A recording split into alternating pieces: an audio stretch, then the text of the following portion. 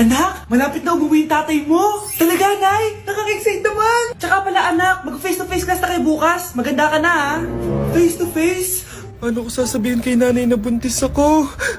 A few moments later. Kain ka lang, anak, ha? Sige po, Nay.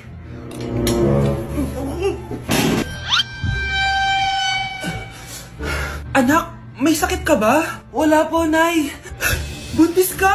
Opo, Nay. Kaya di po ako pwede mag-face-to-face.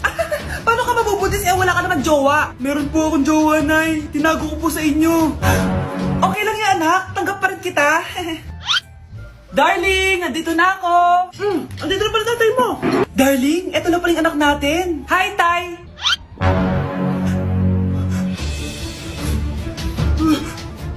May problema ba?